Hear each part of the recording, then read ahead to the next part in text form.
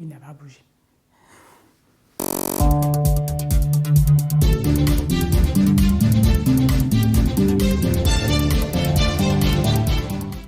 À la une de cette édition, accroissement excessif du chômage au Nigeria et inflation galopante, la population est à bout de souffle. En Côte d'Ivoire, les inspecteurs des examens du permis de conduire suspendus de leurs fonctions. La population s'exprime sur la question.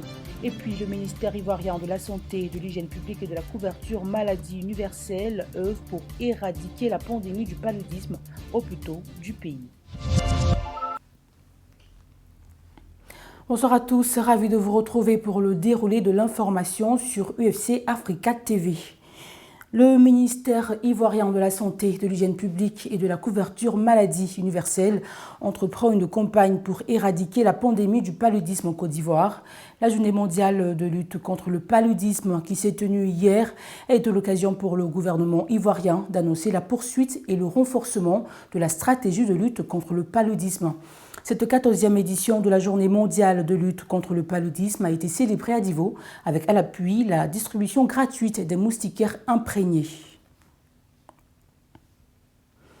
Plus de 19 millions de moustiquaires imprégnés vont être distribués aux ménages par le ministère de la Santé, de l'Hygiène publique et de la couverture maladie universelle. Une nécessité selon lui pour lutter contre le paludisme. En 2020, le gouvernement ivoirien a pu réduire de plus de la moitié le taux de décès du paludisme grâce aux campagnes de sensibilisation et de distribution de moustiquaires imprégnés dans le pays.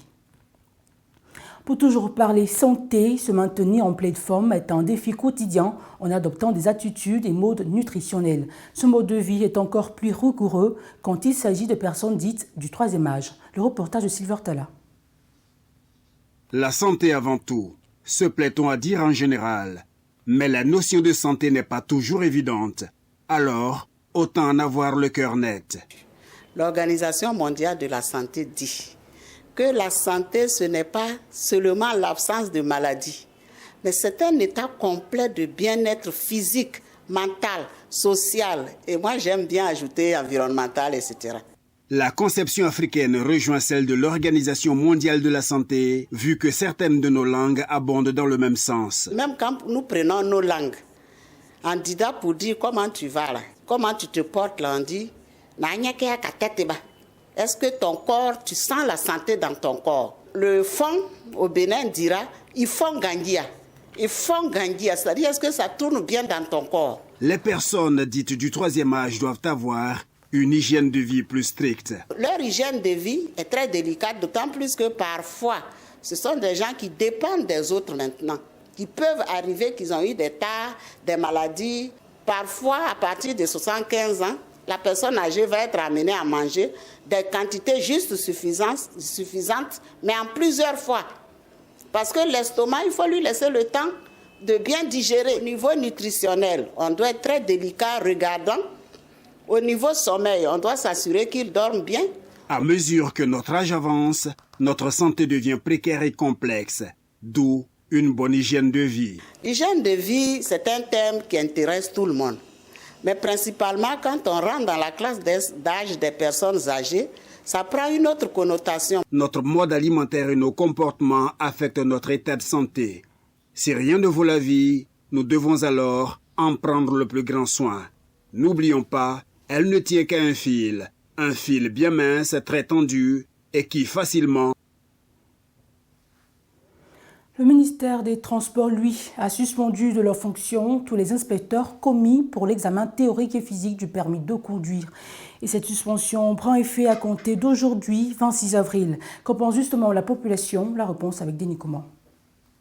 Mauvaise conduite, non-respect des feux tricolores et des panneaux de signalisation, dépassement dans des virages, accidents, autant de dérives qui sont le quotidien de bon nombre d'automobilistes. Cette mauvaise conduite fait planer le doute sur la formation pour obtenir le permis de conduire. Une réforme s'impose. Et les choses ont d'ailleurs commencé à bouger avec la suspension des inspecteurs chargés d'auditionner les candidats du permis de conduire. Une décision saluée par les usagers. Merci vraiment à l'État d'avoir pensé un peu à cela. Parce que si l'État ne voyait pas ce côté-là, je pense que ça allait prendre de l'ampleur. Et puis, chaque année, on allait avoir peut-être des pertes de vie humaine. Je pense que c'est une très bonne mesure.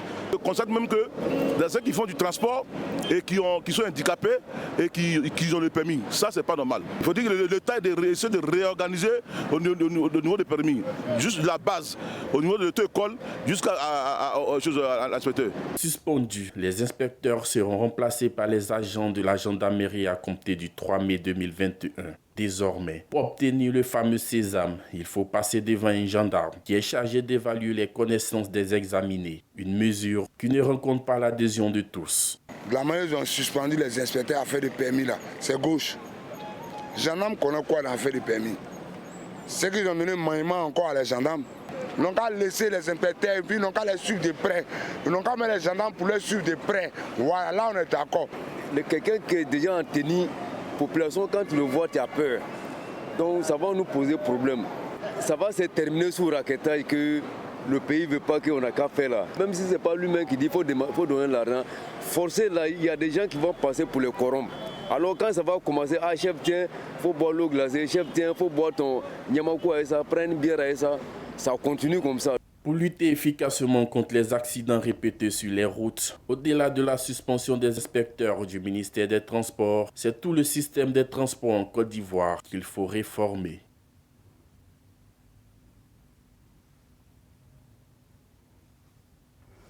Dans le BTP, les matériaux de construction et outillage de chantier connaissent une hausse de prix de plus de 30% depuis quelques semaines. Les précisions avec Christian Goukra. Depuis quelques semaines, les prix s'emballent sur de nombreux métaux, matériaux et produits de construction. La situation commence à inquiéter les professionnels du secteur et plus encore les tenanciers de quincaillerie. Les fers à béton, au niveau des ciments, avec les matériaux de quincaillerie, vraiment c'est un peu élevé. Bon, on vendait des 42 000, aujourd'hui là on a 52 000. Au niveau de la peinture, ils ont ajouté 500 dessus. Après ça, il y a carreau-colle, et puis il y a les tôles. La tôle est augmentée. Bon, avant on vendait ça à 2000, mais aujourd'hui là on a 2500. Et puis les contreplaqués aussi, on vendait à 2500, aujourd'hui on a 3000. Et puis il y a fer, fil de fer, tout ça là, ça a augmenté. Maintenant les tuyaux pour les lots, tout est augmenté. D'autres ils ont mis 1000 francs, d'autres ils ont mis 1500. Une situation qui n'est pas faite pour arranger les consommateurs et les détaillants subissent le coût. Ah, ça n'arrange pas les clients. Parce qu'à chaque fois, on est là, ça ne fait pas là avec les clients. Non, ils disent c'est trop. Les acteurs du secteur, confrontés à la hausse des prix de nombreux matériaux, appellent le gouvernement à prendre des mesures. On souhaite qu'ils n'ont qu'à diminuer un peu de matériel pour que nous tous on puisse travailler. Face à cette situation, certains opérateurs immobiliers ont ralenti quelque peu les travaux sur leurs différents chantiers. Pour rappel, depuis fin 2019 jusqu'à la fin de l'année 2020, le prix du ciment a connu une baisse de 30%.